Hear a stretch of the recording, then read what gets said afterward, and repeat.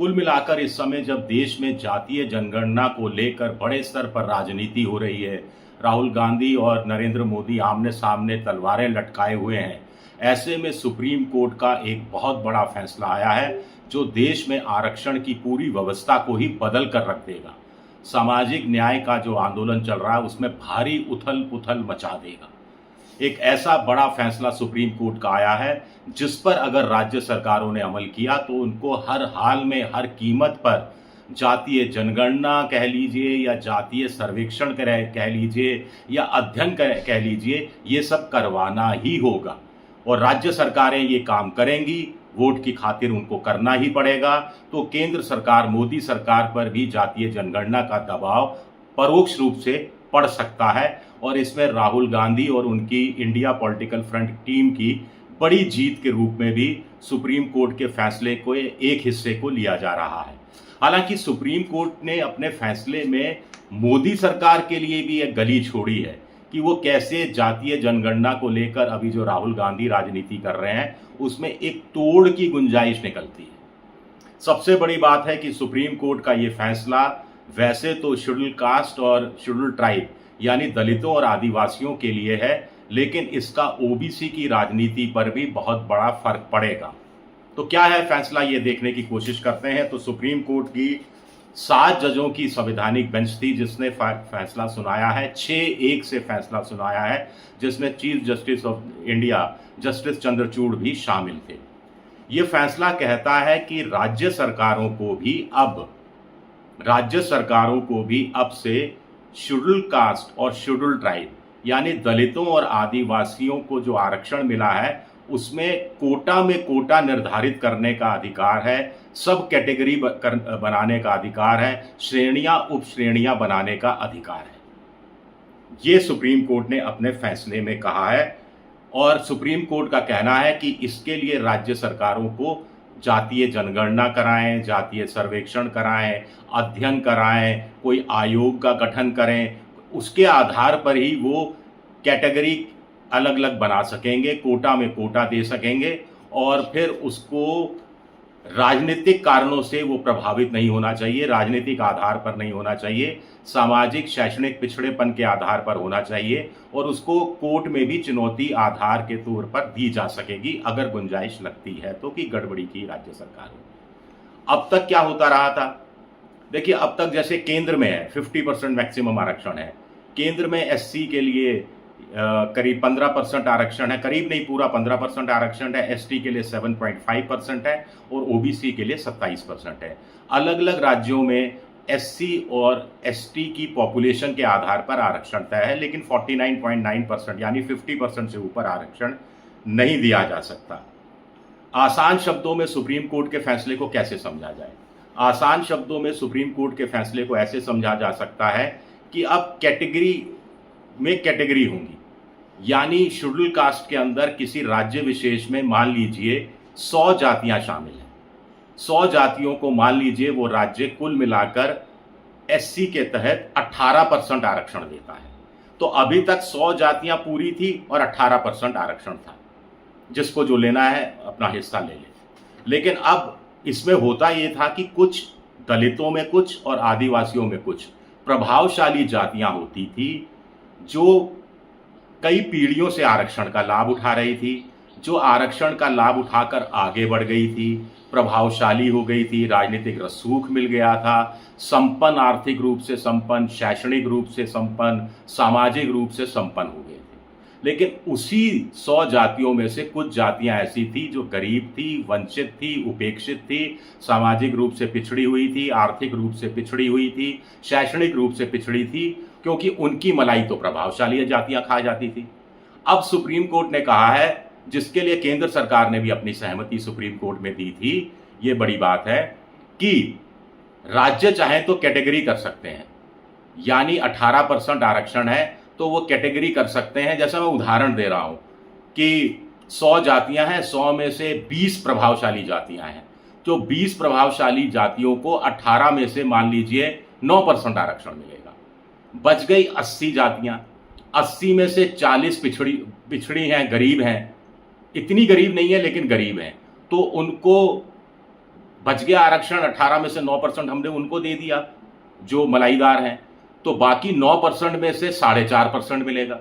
और जो सबसे गरीब, सबसे उपेक्षित, सबसे वंचित दलित जातियां हैं, उनको बाकी बचा हुआ 4.5% आरक्षण मिल जाएगा। समझ गया?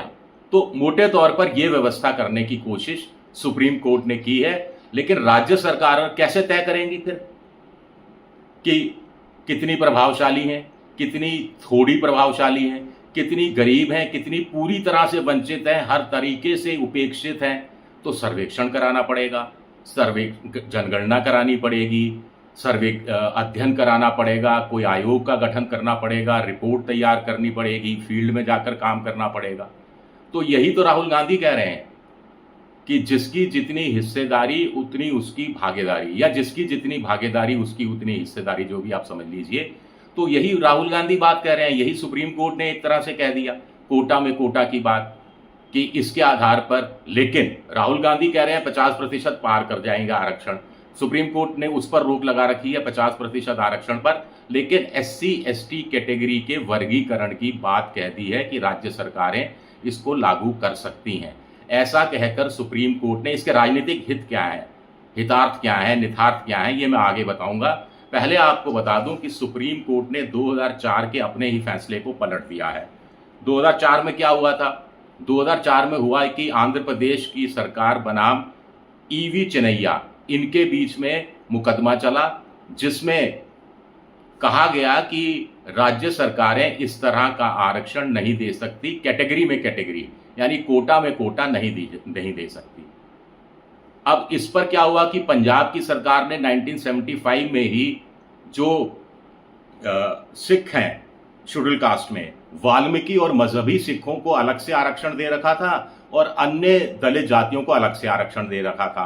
तो उस पर पंजाब हरियाणा सरकार ने रोक लगा दी। अब पंजाब की सरकार 2006 में फिर एक नया कानून लेकर आई, जिस पर मामला फिर सुप्रीम कोर्ट में गया, क्योंकि पंजाब हाई कोर्ट ने फिर रोक लगा दी कि ये नहीं हो सकता। तो सुप्रीम कोर्ट में यह मामला 2010 में गया और सुप्रीम कोर्ट में जाकर नए सिरे से दलीलें दी गई कि जब 1992 के इंदिरा साहनी मामले में OBC के वर्गीकरण का अधिकार है, तो SC और ST के वर्गीकरण का अधिकार राज्य सरकारों को क्यों नहीं मिलना चाहिए। इस पर सुप्रीम कोर्ट ने 2020 में कहा कि बड़ी बेंच इस पर सुनवाई करेगी। यानी पहले 5 जजों की बेंच ने सुनवाई की थी, तो स्वाभाविक है अब 7 जजों की बेंच सुनवाई करेगी। तो सुनवाई की गई। इस साल जनवरी के अंदर यह फैसला सुरक्षित रख लिया गया था, अब यह फैसला लागू कर दिया गया है।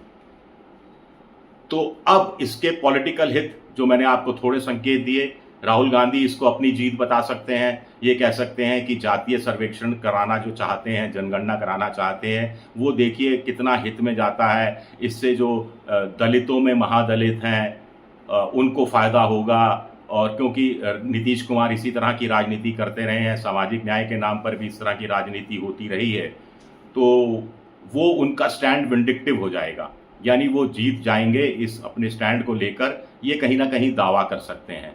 लेकिन मोदी सरकार ने चूंकि सुप्रीम कोर्ट में इस बात का समर्थन किया था कि राज्य सरकारों को भी हक होना चाहिए श्रेणियां बनाने का, उप श्रेणियां बनाने का, यानी सब कैटेगरी बनाने का, कोटा में कोटा देने का, तो उनके पक्ष में भी चीजें जाएंगी कि हमने इसका समर्थन किया था। देखिए, तो अब सामाजिक न्याय का जो आंदोलन चल रहा है, इसमें प्रभावशाली जातियों की भूमिका स्पष्ट हो गई है कि जाट कहाँ है, यादव कहाँ है, और कुछ जगह गुर्जर कहाँ हैं, कुछ जगह माली यानी सैनी समाज किधर है, ये तय हो चुका है।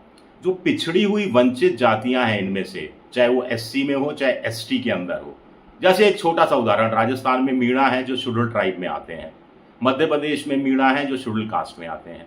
वो विवाद बरकरार रहेगा, वो राज्य अपने अपने हिसाब से करते रहेंगे। लेकिन राजस्थान में जो मीणा है वो बहुत प्रभावशाली हैं, उनमें से कुछ लोग बहुत प्रभावशाली हैं, और कुछ जो आदिवासी मीणा है वो बहुत गरीब हैं, जो आदिवासी इलाके में रहते हैं, डूंगरपुर बांसवाड़ा में। लेकिन पूर्वी राजस्थान के मीणाओं में से कुछ गांव ऐसे हैं जहां दर्जनों की संख्या में IAS IPS निकले हैं। तो अब जैसे राजस्थान में अगर सरकार फैसला करती है कि शेड्यूल ट्राइब में कोटा होगा, तो ऐसे जो दक्षिणी राजस्थान के जो मीणा हैं, जो गरीब हैं, उपेक्षित हैं, उनके लिए एक परसेंटेज हो जाएगा, चाहे 2% हो, 2.5% हो, 3% हो, जो भी हो, तो उसमें वो compete कर सकेंगे और आगे बढ़ने का उनके लिए संभावना बनेगी। अब इसमें एक दिक्कत क्या आती है?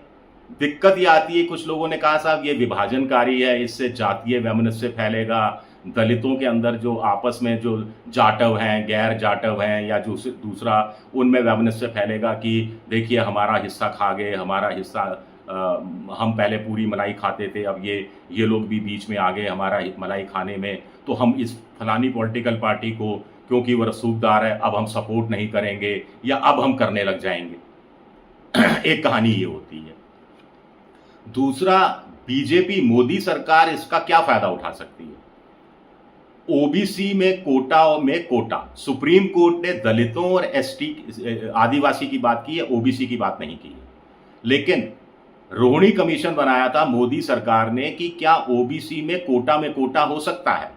इसने स्टडी की, इसने पता लगाया, रोहिणी कमीशन की रिपोर्ट राष्ट्रपति के पास है, अभी यह सार्वजनिक नहीं की गई है, लेकिन मीडिया में बहुत कुछ छप चुका है इसके बारे में, जो ये कहता है कि रोहिणी कमीशन ने ओबीसी में कुल देश भर में 2600 जातियों की पहचान की। उन 2600 जातियों में पता लगाया कि 900 जातियां ऐसी हैं जिनको 1% भी 0% लाभ मिला है अभी तक, 0% आरक्षण का, और 900 कुछ जातियां ऐसी हैं जिनको कुल मिलाकर 2.68% लाभ मिला है, यानी बाकी 97.4% लाभ ऊपर की 600 जातियों के आसपास उनको मिला है। तो अब मोदी सरकार चाहे तो रोहिणी कमीशन की रिपोर्ट लागू कर सकती है, जिसने 4 कैटेगरी की बात की कि ऊपर की कुछ कैटेगरी को इतना %, फिर दूसरी कैटेगरी को इतना, तीसरी कैटेगरी को इतना, और सबसे नीचे की जो कैटेगरी है जिसको 0% है उसको 2% आरक्षण देने की सिफारिश की गई अलग से, कोटा, ताकि वो उसी में compete करें और आगे बढ़ने के मौके तलाश सकें।